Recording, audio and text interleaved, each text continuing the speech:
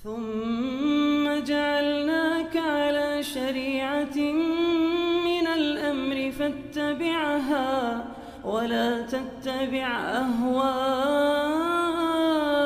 الذين لا يعلمون. Di tempat kerja setiap hari Jumat kami rutin mengerjakan sholat duha berjamaah. Kemudian dilanjutkan dengan membaca surah lalu berdoa. Yang ingin saya tanyakan bagaimana hukumnya dan bagaimana saya menyikapinya. Ini dikatakan rutin ya. Ini masuk dalam bid'ah. Iya. Sebab sholat duha itu pertama itu dilakukan oleh Nabi Shallallahu Alaihi Wasallam sendiri. Para sahabat melakukannya sendiri. Tidak pernah ada yang mengerjakannya secara berjamaah. Yang pertama. Ya kalau dilakukan secara berjamaah saja itu sudah masalah. Apalagi dirutinkan. Terus kalau dia tambah lagi setelahnya membaca surah tertentu. Ya, itu ada fatwa dari ulama-ulama Syafi'iyah tentang tidak bolehnya membaca surah Al-Fatihah selepas sholat.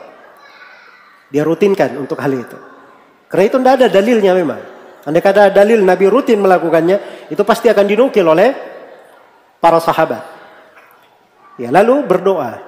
Ini juga berdoa selepas sholat. Berdoa selepas sholat itu boleh.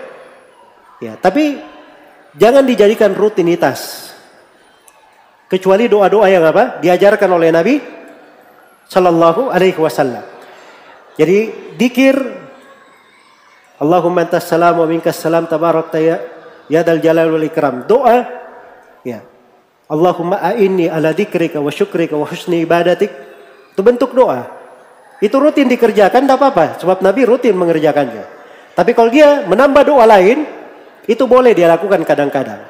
Dia misalnya doa dilancarkan rezekinya, doa untuk orang tuanya, doa untuk kerabatnya, dia lakukan kadang-kadang itu boleh. Ya, tapi yang tidak boleh itu dia berdoa mengangkat tangan. Karena tidak pernah dinukil Nabi itu berdoa apa? Mengatakan ini kan kaifiat terlihat. Kalau doa itu orang tanpa angkat tangan dia bisa berdoa. Jelas ya? Bisa berdoa. Tapi kalau berdoa mengangkat tangan itu tidak dinukil dari Nabi selepas sholat. Beliau berdoa mengangkat tangan. Makanya mengangkat tangan dalam doa itu dibolehkan pada doa yang bersifat mutlak. Tidak terikat dengan waktu ataupun tempat.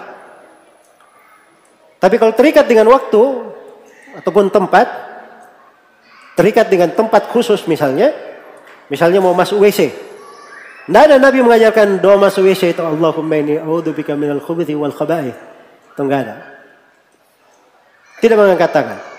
Sebab memang tidak ada dalil di situ Nabi mengangkat tangan. Sama selepas sholat.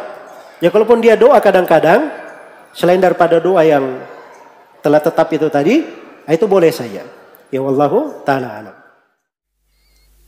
Bagaimana hukumnya jika Allah membukakan jodoh seorang anak perempuan lalu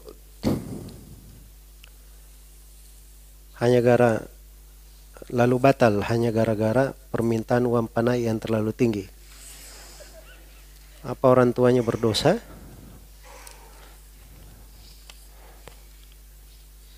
Ya Rasulullah sallallahu alaihi wasallam bersabda, idza atakum man tardawna dinahu wa amanatahu fazawwiju.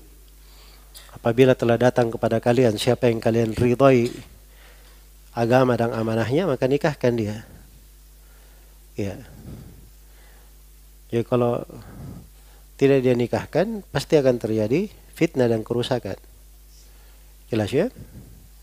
Ya dia melanggar kalau dia tidak melakukan hal tersebut. Makanya jangan memperberat di masalah uang panai. Ya, dan itu tidak selalu salah ya uang panai itu.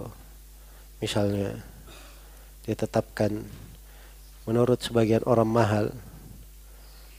Tapi padahal kadang tidak ada yang mahal dalam hal tersebut. Jelas ya, mungkin itu hal yang wajar. Hal yang wajar. Ya, maka dia juga harus melihat hal yang cocok di dalam hal tersebut. Tapi yang paling baiknya itu, paling berberkah pada perempuan apabila maharnya sedikit. Jelas ya? Itu yang paling berkahnya. Apa hukum merapatkan hidung ketika sujud? Ya, merapatkan hidung ketika sujud itu bagian dari rukun sujud. Jadi kalau dia sujud, hidungnya tidak rapat ke tempat sujud, itu tidak syah. Tidak syah sujudnya. Solatnya tidak syah. Jelas ya? Jadi kapan seorang dikatakan dia sujud? Apabila ada 7 anggota badan yang menempel di tanah. Yang pertama, dahi dan apa? Hidung. Ini dihitung 1. Karena Nabi SAW ketika beliau berkata al-jabah dahi, beliau menunjuk ke hidungnya. Menunjuk ke hidungnya, berarti ini terhitung 1. Terus yang kedua dan ketiga, 2 telapak tangan. Ya. Yang keempat dan kelima, kedua lutut. Yang keenam dan ketujuh, kedua ujung kaki. Ya. Jadi kalau ada yang sujud, ada biasa yang sujud itu ya, kakinya begitu sujud, otomatis kakinya naik ke atas. Ya. Atau kadang kakinya diangkat sedikit. Nah ini kalau diangkat ke atas, selama sujud tidak pernah menempel, nah itu tidak syah sujudnya. Tidak syah sujudnya. Jelas ya? Jadi harus dia perhatikan hal tersebut. Ya wallahu ta'ala alam. Itu dalilnya hadits Ibnu Abbas, riwayat Bukhari dan Muslim, umirtu an asjuda ala sab'ati a'dham. Saya diperintah untuk sujud di atas, kami diperintah untuk sujud di atas 7 bagian sujud. Itu tadi yang saya terangkan.